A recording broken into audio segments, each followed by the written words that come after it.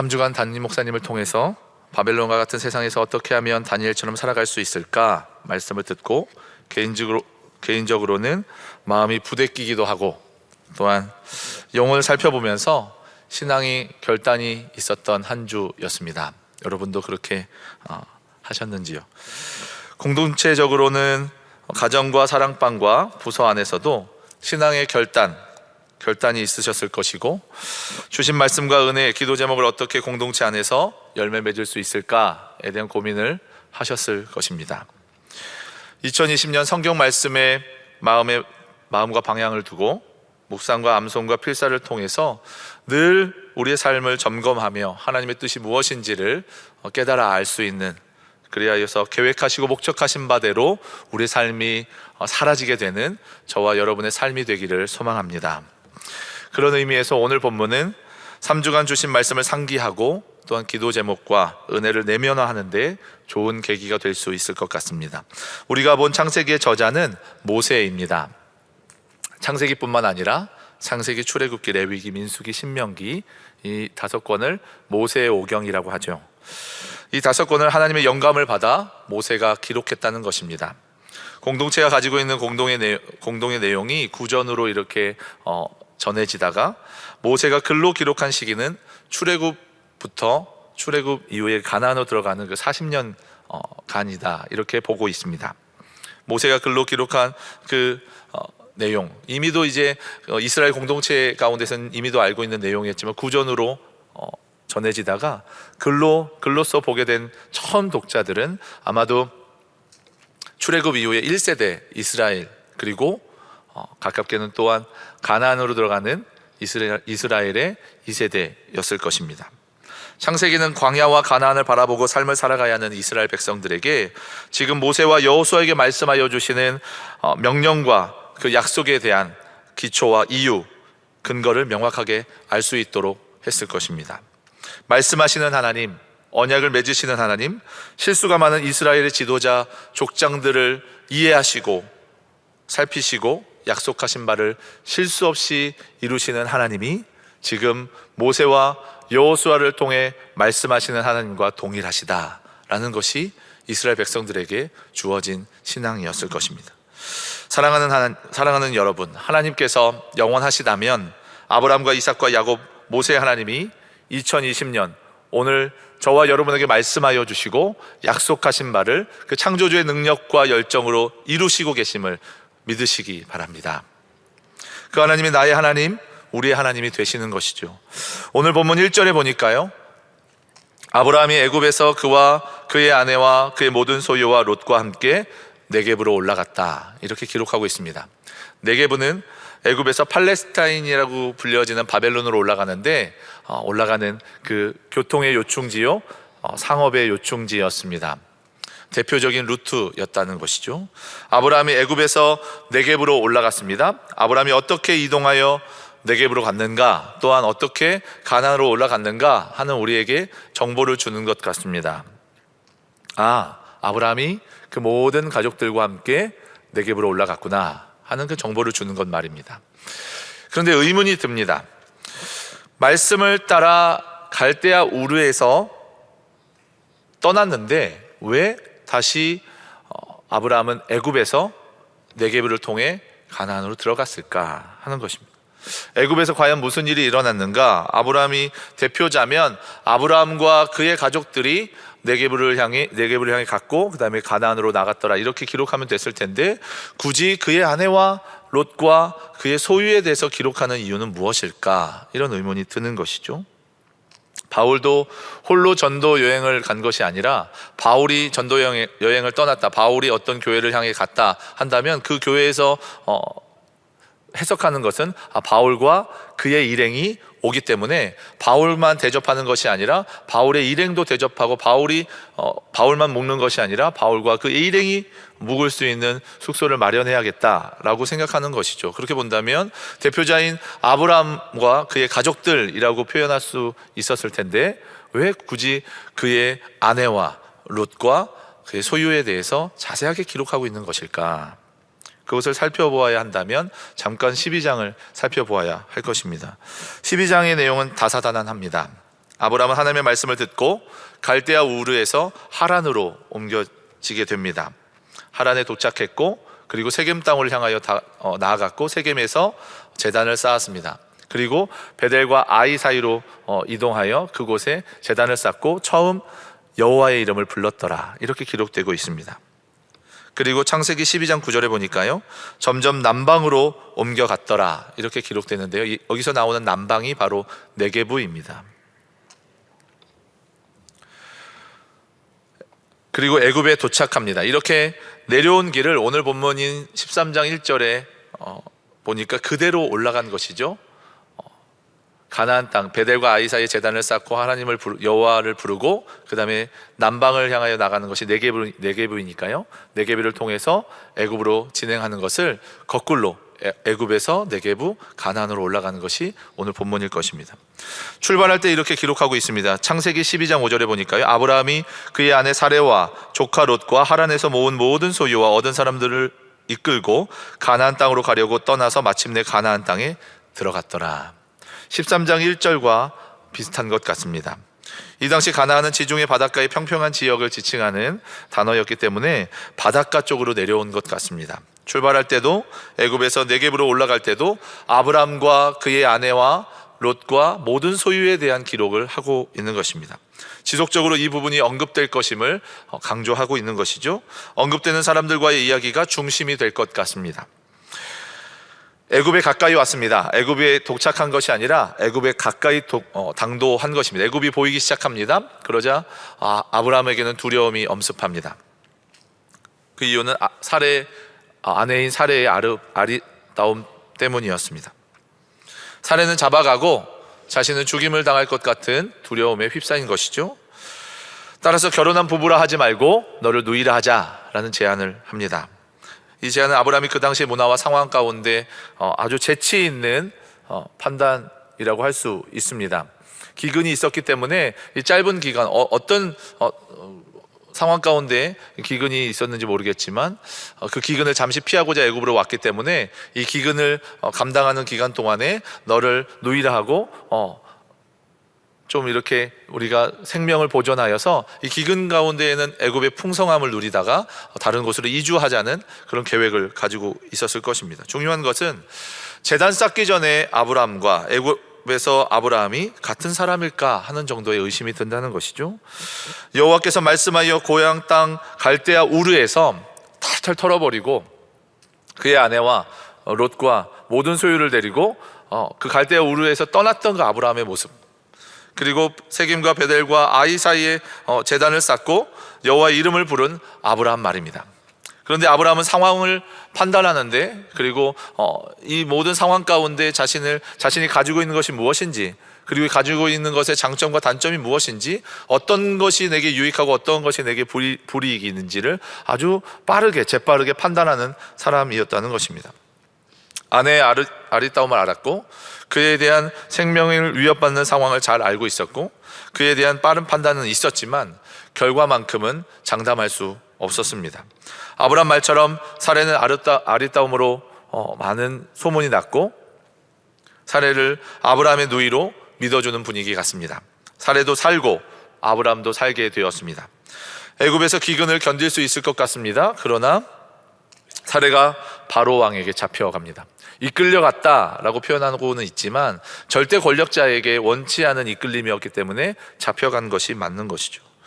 중요한 것을 지키기 위해 가장 가치 있는 것을 잃어버릴 위기에 봉착했습니다. 사레는 하나님의 명령과 약속과 아주 밀접하게 연결되어 있습니다.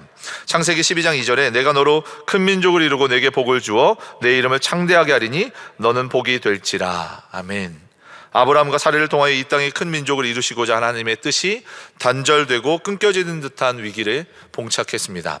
그러자 이때 침묵하셨던 여호와께서 바로의 집에 왕이 두려워할 만큼의 재앙을 내리십니다.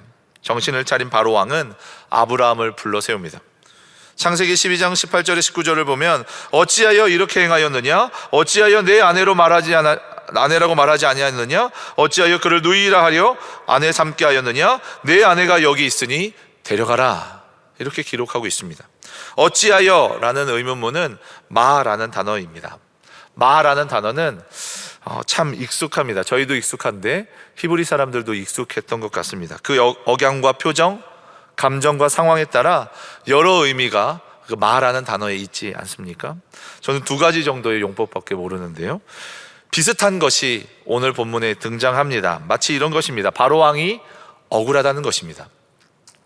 사례를 그저 데려온 것이 아니라 아브라함에게 선대했다는 것이죠. 후대했다는 것입니다. 사례를 데려오는 값으로 양과 소와 노비와 암수 나귀와 낙타까지 창세기 12장 7절에 제공했다라고 기록되어 있기 때문입니다. 누이인 사례를 얻는 대신 말입니다. 이렇게 너에게 후하게 대접했지 아니하였느냐? 그런데 어찌하여 이렇게 행하였느냐? 어찌하여 내 아내라고 말하지 아니하였느냐?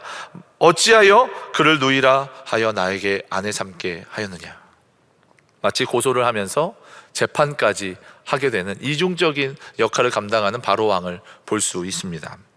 중요한 것은 거짓말을 하고 죄를 진 쪽이 아브람이며 진실을 말하고 있는 것이 바로 왕이었다는 것입니다. 아브람은 하나님의 명령에 따라 약속을 받고 애굽까지 왔습니다. 그 과정 가운데 여호와를 부르며 제단을 쌓고 하나님께 예배했습니다. 그러나 애굽의 상황에 무엇이 나에게 불리하고 유익한지를 자신이 가지고 있는 것을 잘 알고 있는 것과 그 상황에 대한 빠른 판단력을 가지고 거짓을 결정한 것이죠. 엄청난 실수를 저지른 것입니다. 자신을 믿고 쫓아온 아내 사레의 운명이 예상치 못하게 흘러가게 되었기 때문입니다. 자칫하면 사레의 운명, 사레의 생명뿐만 아니라 아브라함 자신의 운명과 생명도 보전할 수 없는 풍전등화와 같은 상황 가운데 놓이게 된 것이죠. 아브라함의 시선은 그 상황까지였었던 것 같습니다. 눈앞에 있는 상황 말입니다. 그렇게 본다면 아브라함은 상황에 재치 있게 대처한 것일 수 있습니다. 그러나 잠깐의 재치를 가지고 긴 인생을 살아갈 수 없는 것이죠.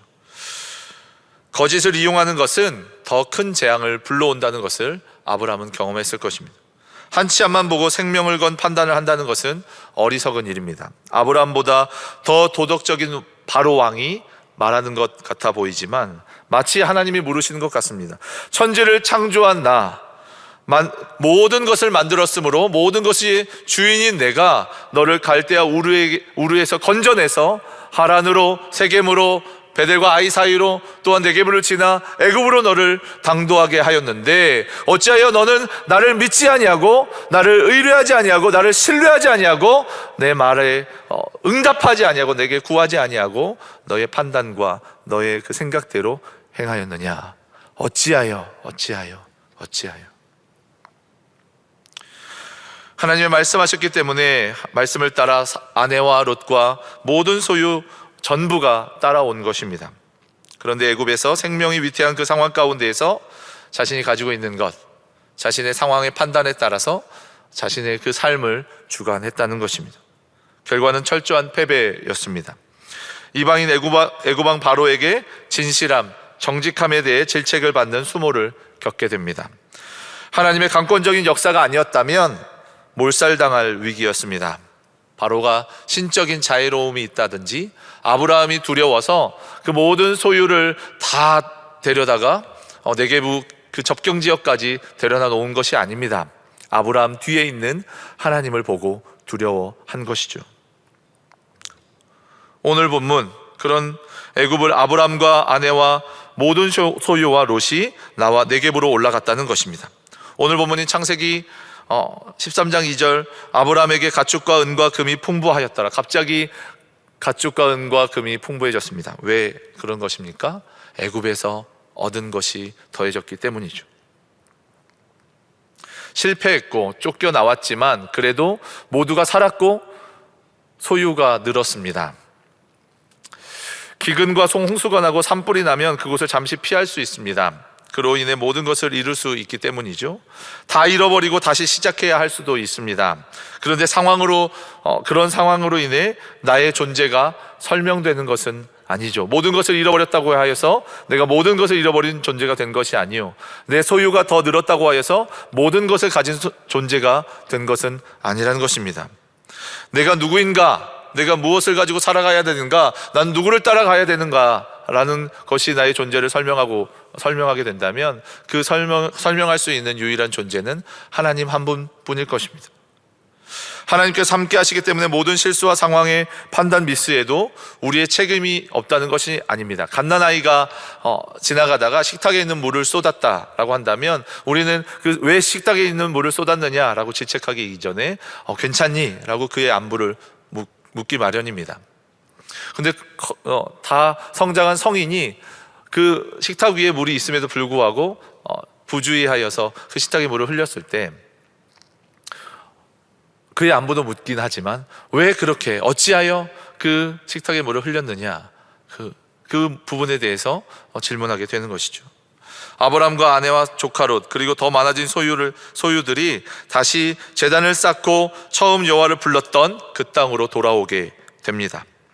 아무것도 변한 것이 없는 것처럼 보이지 모르고 소유가 느는 것이 되었을지 모르겠지만 아브라함은 그렇지 않아 보입니다. 그런데 그 소유로 인해서 롯과 다투게 되는 것이죠. 이제 기대가 됩니다. 애굽에 도달할 쯤에 아브라함은 빠른 판단과 그 상황을 바라보면서 재치 있는 말로 그 상황을 모면하려 했었기 때문입니다. 상황을 잠깐 모면하는 말이 나올 줄 알았는데 뜻밖의 말을 합니다. 창세기 13장 9절에 내 앞에 온 땅이 있지 아니하냐? 나를 떠나가라. 내가 좌하면 나는 우하고 내가 우하면 나는 좌하리라. 아멘. 아브라함은 그 온 땅에 있었던 그 풍부한 것들을 보고 깨닫고 있었던 것 같습니다. 그것을 다 알고 있었던 것 같습니다. 그럼에도 불구하고 자신이 먼저 선택할 수 있는 권리가 있었음에도 불구하고 롯에게 그 선택의 권을 먼저 넘깁니다.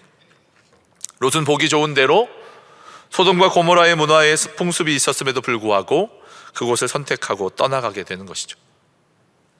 성경에서는 소돔은 여호와 앞에 악하며 큰 죄인이라 언급되고 있습니다.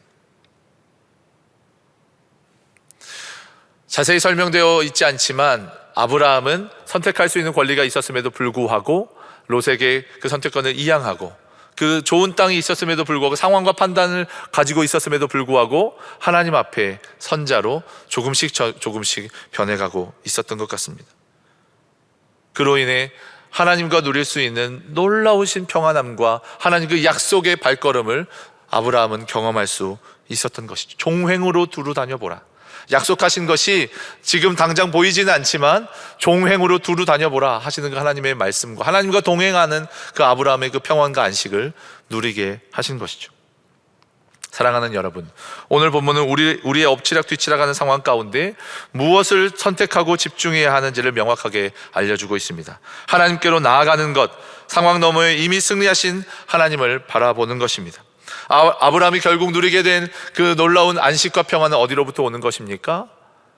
말씀하시는 하나님, 그 약속하시는 하나님, 그 창조주 하나님에게부터 오는 것임을 믿으시기 바랍니다.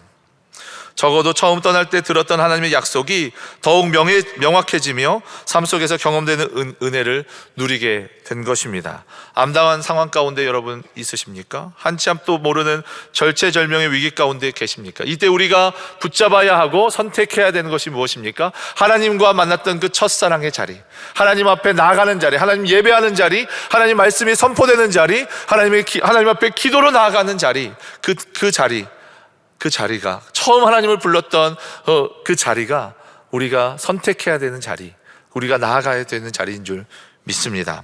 어떤 상황에도 다시 처음으로 주님 앞에 나아갔던 그 자리, 주님을 만났던 그 첫 자리로 나아가 말씀 앞에 의지하여 기도하며 나아갈 때 하나님께서 허락하시는 어느 누구도 방해할 수 없는 문제의 해결과 평안과 안식을 누리게 되시는 저와 여러분의 삶이 되시기를 소망합니다. 아멘. 우리가 말씀을 기억하며 함께 기도했으면 좋겠습니다. 하나님 아버지, 우리의 눈앞에 수많은 문제와 상황이 있습니다. 그것이 우리의 삶을 주관하는 것이 아니요, 우리를 자녀와 백성 삼아주신 하나님의 진리의 말씀과 그 사랑으로 이끌림 받는 줄 믿고 오직 하나님 앞에 진실함으로 구하오니 주여 나를 살려 주시옵소서, 나를 긍휼히 여겨 주시옵소서, 나와 동행하여 주시옵소서. 나의 어떠함이 아닌 주님의 어떠하심의 결론을 삼고 다시 주님을 만났던 그 첫사랑, 첫 마음, 첫 말씀으로 돌이키게 하여 주시옵소서. 세상 앞에 아브라함과 같은 선택을 하게 하여 주시고 다니엘과 같은 삶을 살게 하여 주시옵소서. 우리가 주님을 찾고 하나님 앞에 기도하며 나갑니다.